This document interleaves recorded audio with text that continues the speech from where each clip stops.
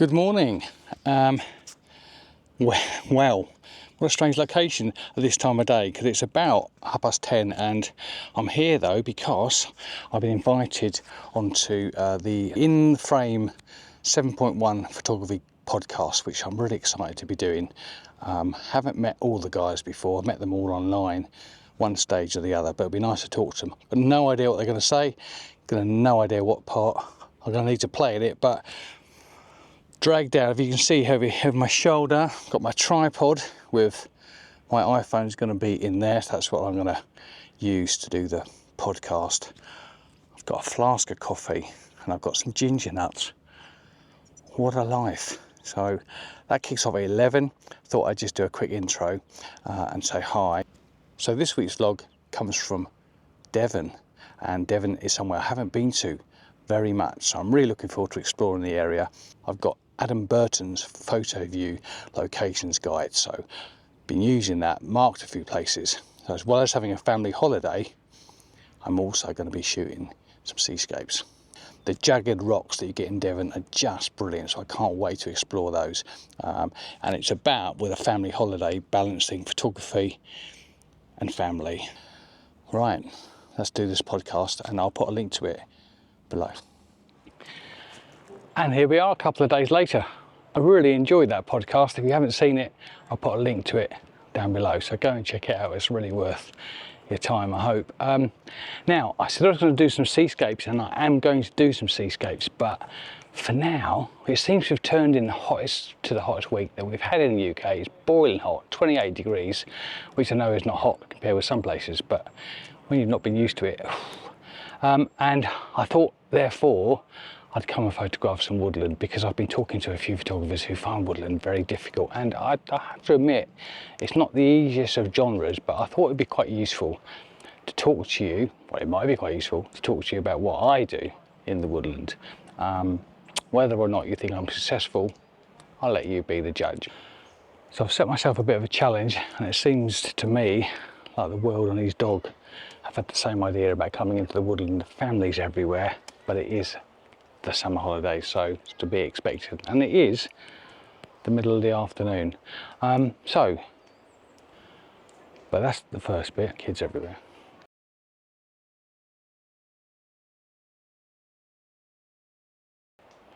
So the first thing that you have to do to take good woodland photographs is find a woodland, which sounds obvious. But not all woodland are the same, not all woodland is equal, because there are good woodlands and there are not so good bits of woodland. So I've come to a place which is kind of nowhere special. My plan originally had been to go to Wistman's Woods, which are very famous. If you know Nick Burnell, I think it is, Neil Burnell, did some really good work in the Wistman's Woods, in fog and stuff, and I was going to go and visit that, to be honest, but someone told me, in fact Gary and Darren both told me, that you can't get in there anymore.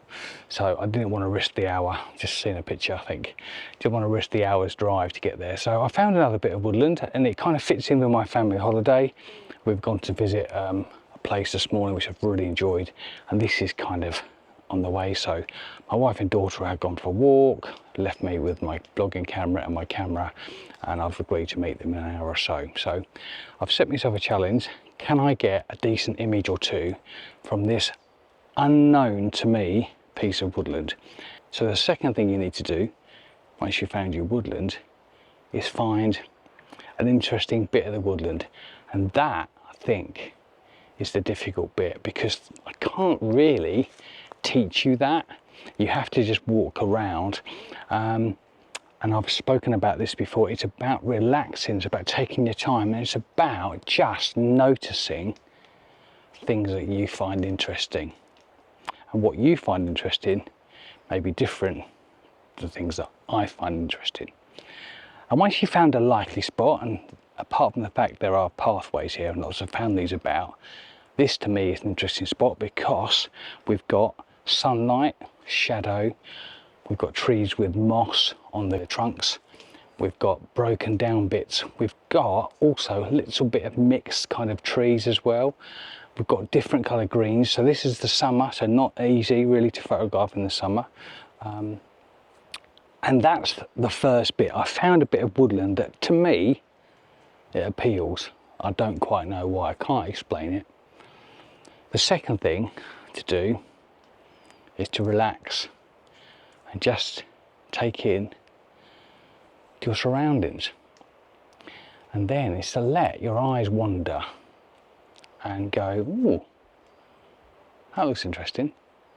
And once you see something that looks interesting, and it may be something in the distance, is then to kind of start to build the picture. Again, I've talked about this before. Start in really close to a detail and then move out and see if you can make a picture. And then you need to choose your lens. Now generally, and I've literally come out today with just my vlogging camera, my Z7 II and the 24-200, which I've spoken to you about before, about being a brilliant woodland lens. Don't think I'm going to have any need for anything else in here. And then it's about noticing stuff. So for me in here at the moment, it's the mossy branches, the mossy trunks and the light. And the light is hard to kind of visualize. So sometimes what you need to do is point the camera at things. So if you're curious, even slightly, get your camera out, have a look through it, and you'll find that with that narrow field of view, things will look better. The one golden rule that I always have though with woodland, which might help you, is to not include the sky unless there's no way around it or you have a reason to include it. And in these woods here, on a slope, I have no reason at all. So to help me with that, I often, as you know, crop 65-24 expand kind of format, because again, I see that way in woodland, it helps me out and makes a good image.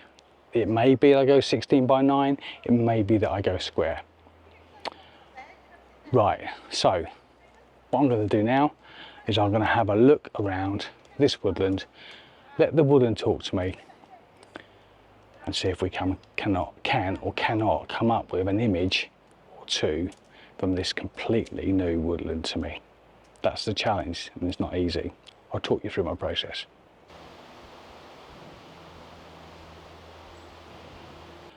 Okay, so I've found the first image that I want to explore. Now, I'm going to turn you round and show you. And actually, I don't think you'll even see it from here, because what's attracted to me to this scene is so far in the distance, I don't think you necessarily notice. This bit here is what I've seen. That little fork in the branches there. And actually the light in the background, there's different sorts of greens there. And some ivy and some bits around the bottom. And actually the light going through the back might look good. So let's get the camera up and we'll explore this and see if it makes a composition. But again, all I've done really here since I last filmed myself is I've spent about 5 minutes just looking around, and that's what I've come up with. Right, let's get the camera out and we'll explore this. Okay, right, I've got this roughly in the right direction. Just going to shoot this as video so I can try and show you what we're looking at. So I'll put the video up on the screen here. And this is the tree. Now, I've got the 200mm on here, but even this is not quite long enough really, but that's okay, because the good thing about a 45 megapixel sensor is that you can crop it. And what I've noticed by zooming in here is actually the other bits of the tree here. I'll show you, can't really show you very well, but if we look at the way that tree forks off, and then above it there's another fork that mirrors it. Now the tree on the left, probably don't want there the composition, but actually, you know what, don't mind it. It kind of, there's some symmetry there with the two trees either side, which I'm not 100% sure about, if I'm honest. What I do like though are the different colours. I'm just going to tip that down a bit. Again, with a ball head, with a gear head, it works so much better. Now if I go here, to me the bottom encroaches too much, so we're going to just come up a little bit, and that's the bit that I was attracted to, and the different light that's coming through there looks really good. This, believe it or not, I would probably crop in even further, but I'm going to shoot it with those two trees in. Now if I'm going to get them in, they need a little bit of space like that, because that is too close. So I think what we'll do is we'll shoot one like that, and with the idea of intention of cropping it, and the other one like that with the intention of keeping those trees in, and then we'll decide which one we like the best. Now I always shoot with the white balance on cloudy, kind of works, but what you have to do with woodland, I've realised over the years, is that you have to be very careful with the yellows, because the yellows can make or break it in the summer. But at the moment the viewfinder or the LCD screen on the back looks exactly as I'm visualising this. So let's go ahead and shoot that now. So this is F11, half a second. Here it comes now. Tell me what you think. Image number 1 in the bag.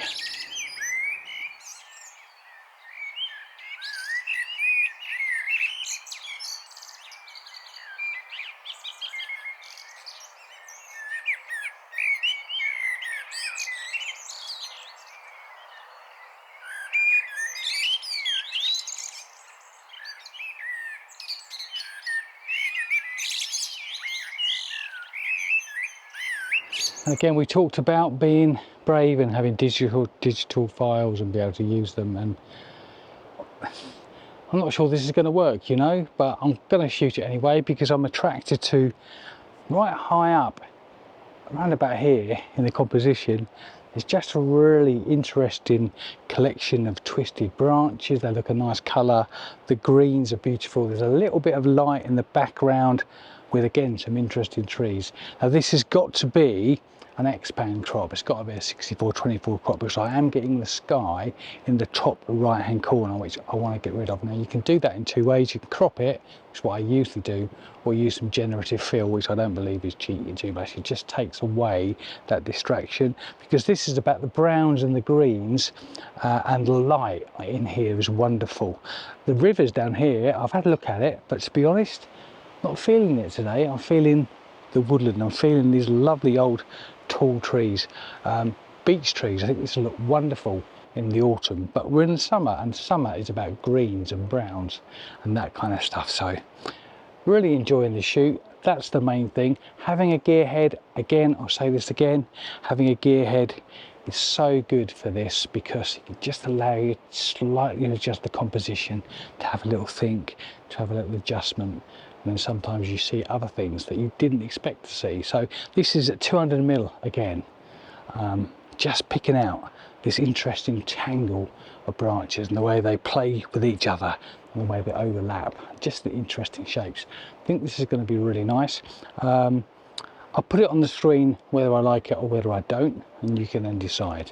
It doesn't mean it's going to be the best, but I'll put it up so you can see what I was looking at. But an interesting day. I've really enjoyed being out with the camera.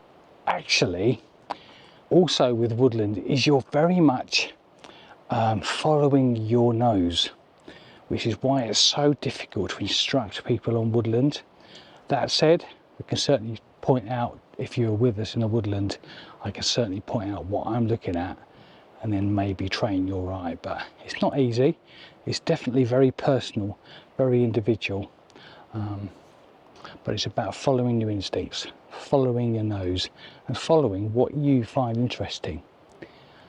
Okay, I'm going to shoot this, put it up on the screen as I've already said, and then I'll move back towards the car, because sometimes going backwards you can see things you didn't spot going the other way. Who knows?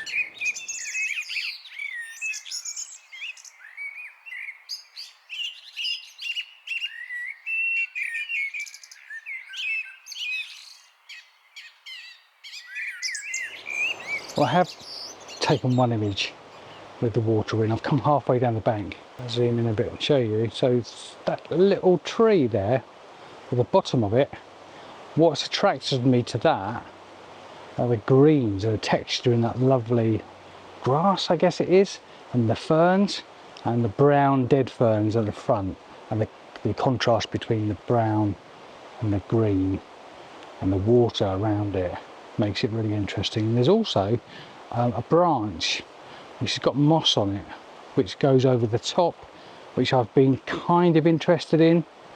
So I've included the composition with that whole branch in, because you can't really cut it off too much, I don't think. But if I decide to crop this really in tight, then it would just be the bottom of that stump with the water beside it. We've got half a second here, so the water's going to be blurred enough just to make it look alright, I think. Yeah, let me put that on the screen for you now. See what you think.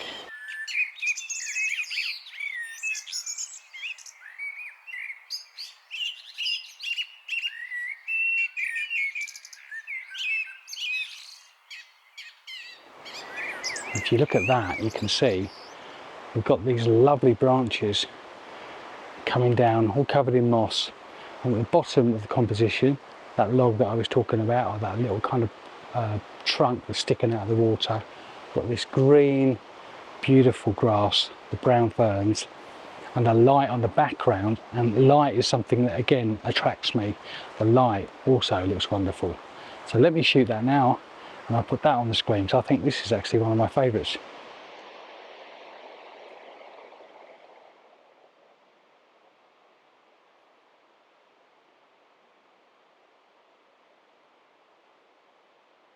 Oh wow, right, I'm going to leave it there and say goodbye. I'm going to walk back. If I find any more images, I'll put them up at the end of this, but hopefully that's given you a little bit more insight into woodland photography and how I approach it. I wouldn't say it's the only way, I wouldn't say it's the best way, it's the way I do it. Even if these photographs though aren't very successful, I've still had a great time, and that's the brilliant thing about woodland photography. Even if you've had a really rubbish day photographically, you've had a walk in the woods, and that in itself is wonderful. So thanks ever so much for watching. Don't forget to like and subscribe. See you next week. Take care. Goodbye.